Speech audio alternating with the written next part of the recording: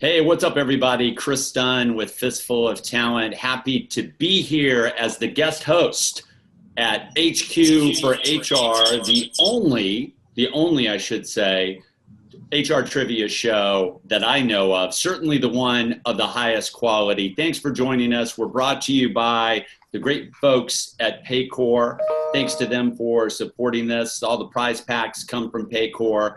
We're having a great time with this series, and I see people coming in, and there's still time for people to get in a little bit because I've got to introduce just two incredible HR/talent professionals that have elected to be in front of you visually today. Please welcome Elizabeth and Kelly. I'm going to introduce them a little bit. Elizabeth Corcoran from Invisticom. She's an HR business partner. She's based out of a town that's near and dear to my heart, Atlanta, where our company Kinetics is based. Elizabeth, how are you today? Tell me how you are, and then tell me a little bit about yourself and what you do on a daily basis. So I'm doing great, thanks. I'm a little bit nervous. And I'm an HR business partner. I actually mostly focus on benefits, but I also do some HR work as well.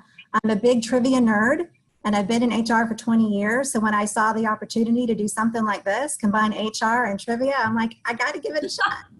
I love it. I love it. Hey, little known trivia fact, if you're flying into Atlanta, and if you go anywhere in the Eastern United States, a lot of you do fly into Atlanta, whether you're coming to Atlanta or not. When you're doing the approach, look at the landscape. And Elizabeth is based on the north side of downtown, about 7 or 8 miles. You'll see office buildings rise, and there's buildings called the King and Queen. And Elizabeth, yep. I believe you said that you are in the King building, correct? I'm in the King building, yes. So you'll know where Elizabeth is sitting, like solving all kinds of benefits and HR problems. Elizabeth, welcome to the show. Thank you. All right, next up, we've got Kelly Graham, who's a director of HR at Magnolia Hotels based in St. Louis, Missouri. I'm from Missouri, so it's great to have you, Kelly. How are you today? I'm great. So you got to tell us a little bit about yourself, too. What do you do on a daily basis for Magnolia Hotels? Oh, it's day by day here. I'm the only HR person at the hotel, so I do it all. I'm payroll, employee relations, benefits, the whole 9 yards. That's great. So there's no better HR professional than the solo HR professional who does it all. Thank you. Also, little known trivia fact. It's all about trivia. I gave you the King Building in Atlanta. Now I'm giving you something on Kelly. Kelly's a graduate of SIU, Southern Illinois University at Edwardsville. And Kelly, I didn't tell you this in the warm-up. Little known trivia fact about me and SIUE, as we like to call it in the biz. I'm a former college basketball player. I took a hearty concussion at SIU Edwardsville back in the 90s that left me unable to read for about a week. Unbelievable, right? Now you know. So Kelly, welcome to the show. Thank you. All right.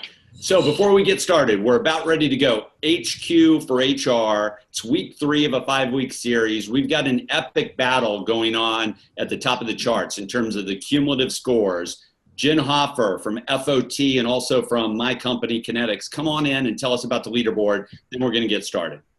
Yeah, so it's a pretty hot race across the board for all of the participants that have been a part of the trivia series. So I'm going to, and the leaderboard is posted on Fistful of Talent after every single one of our sessions. So if you're curious to whether you are in the top 10 from our sessions, you can always check it out at fistfuloftalent.com. But right now at the top of the leaderboard, we have tied for first place. We have Juanita Baldwin, and we also have Miria Lavirska Damphouse. And then after that, we have Linda Haft and Karen Bloom and Heather Hill. So those are kind of the top 5 at the moment. But yeah, we have up to the top 10 posted on there. So make sure you check it out. And I know you guys are competitive, even though you're in HR. So make sure you check that out. Got it. Well, odds are that all 5 of them are here today. All right, HQ4HR, let's get started. So we've got 12 questions for you. Jen, pipe into this on video. I think they go in sections of 3, right? We're going to give you 4 original questions that are fairly easy. We're going to up the intensity on questions 5 through 8, and then 9 through 12, we're going to try and make you miserable related to the questions we ask and your confidence with those. So Elizabeth and Kelly, are you ready? Ready. Yes. All right, so I'm going to launch the poll. Elizabeth and Kelly, I'm going to ask you to hold your cards up, but not hold them up until I ask you for them. We're going to make the folks playing from work and home work hard. All right, so here's question number one. This was the critically acclaimed 2009 drama featuring George Clooney, not hard on the eyes for the ladies, by the way, where he flew around the country showing the importance of face-to-face interactions when letting people go, otherwise known as laying people off. So I'll give you guys just like 3 to 4 seconds. Elizabeth and Kelly, I hope you're ready. Go ahead and raise your cards for me, what you think that is. All right. Kelly, are you ready? Are you holding up your card? Yes. Can you hold it a little higher for me? Like up around like probably the neck area. I can't see your card. Am I missing it? There. Sorry.